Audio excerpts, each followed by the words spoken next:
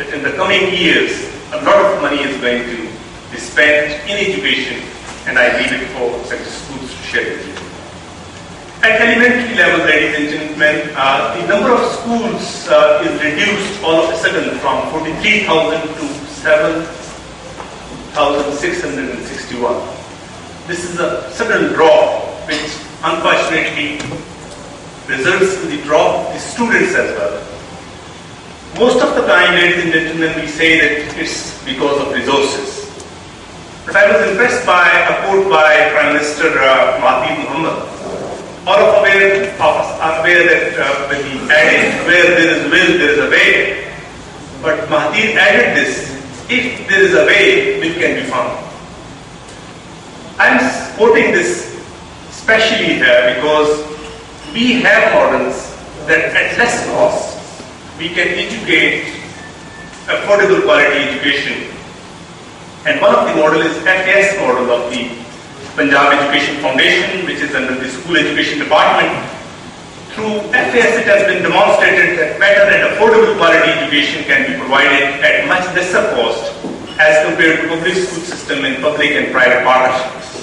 The same model under the same educational management is working, and it is 7 times cost less as compared to teaching a child at primary, elementary or secondary level.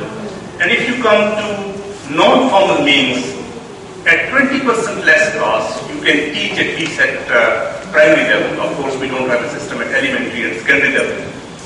By now, Punjab Education Foundation has entered into partnership with 1,760 schools, and CEO of the PEF is there. 1.5 million children, they are getting quality education in public-private partnership at affordable cost.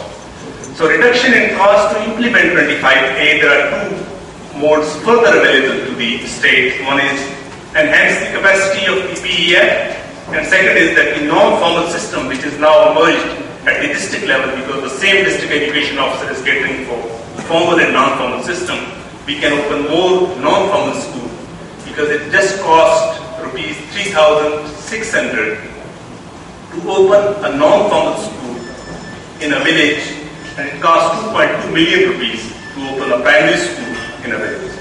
So there are less costly and comparatively better systems available, and through these modes we can reduce the cost and achieve the Millennium Development Goals and go for the implementation of 25A. Again, ladies and gentlemen, at secondary level, this is again good news, because we have a higher number of secondary school as compared to elementary school, and we have a higher number of enrollment at higher level as compared to elementary level. And this is something, a good omen for the education system, because the private sector is not that conspicuous at the secondary level, because their capital investment is involved in terms of laboratories, science laboratories and ICT laboratories. But we need to even enhance the number of secondary schools. With this number, we will not be able to accommodate in terms of implementation of Article 25A, because it means that all boys and girls in the age part of 5 to 16 need to get into the secondary school system and must be passing the matriculation exam. There are 2 important roles which secondary school system plays. One is providing skills to the labor market and providing input to the tertiary education system.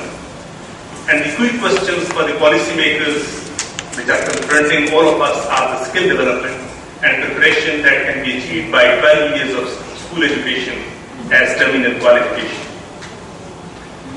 Ladies and gentlemen, system as it exists today with shortcomings, narrow base that leaves a large number of young people outside the school system, and quality of skills it produces is not well matched with the needs of the labor market.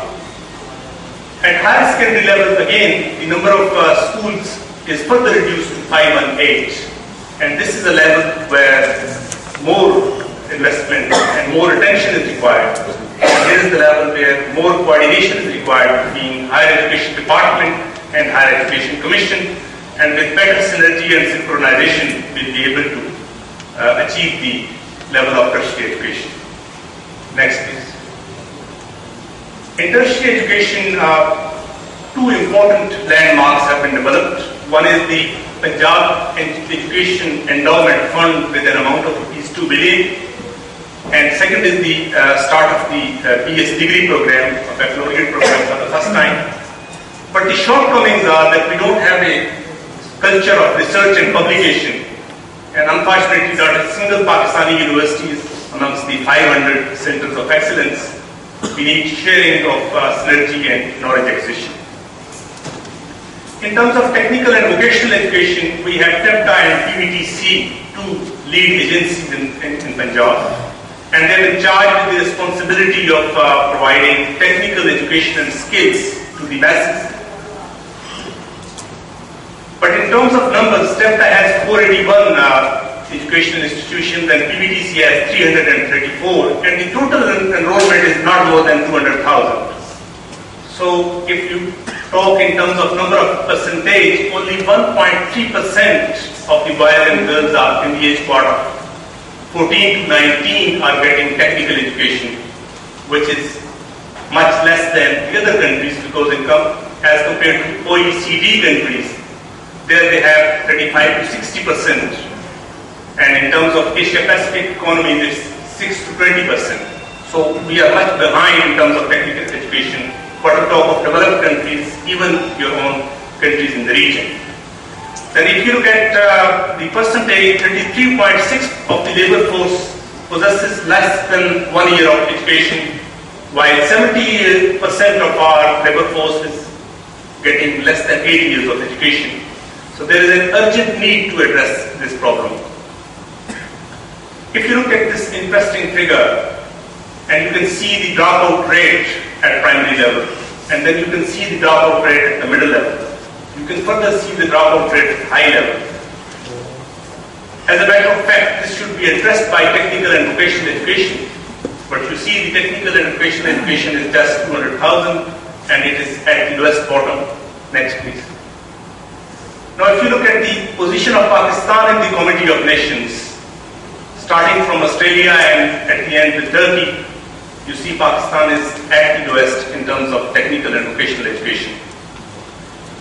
In case of special education, we have a special education department, and unfortunately, we are still behind the Millennium Development Goals in case of even special education. The less able population is 1.82 million, which is 2.4% of the total population, and we have 231 institutions for them. The government is in the process of opening more schools, but at least 1,300 educational institutions are required to meet the demand of this 2.8% of the special children in Punjab. In terms of literacy and non-formal education, we have a very, very challenging task, because we have to reach 86% by 2015, and by now we have 40 million illiterate adults and 3.8 million children out of school.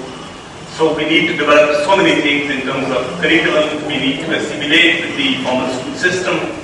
We need to attract the adult male and female illiterates into the system and get all those who are out of school and who are in the school going age. This chart will tell you where we are and where we need to be and how long it will take, and this will tell you that it needs very high level of political commitment and professional dedication to reach the Millennium Development Goals. That is 88%. We are in 2011. Still we are at 75%. So a long way to go. If you look at this figure, you can see the gender population net enrollment ratio, enrollment in millions and out of school children, and again you can see the figure of 3.8 million, which is very, very high. With this year we will be able to address it, but for the previous years we need to get them into the non-formal schools. How we can have 100% literacy? These are some of the figures we have worked out.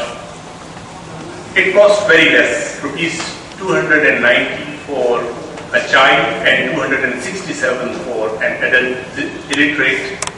And this amount includes the functional literacy with a lifelong learning skill. And with a bigger amount of, say, 123 billion, we can achieve this target.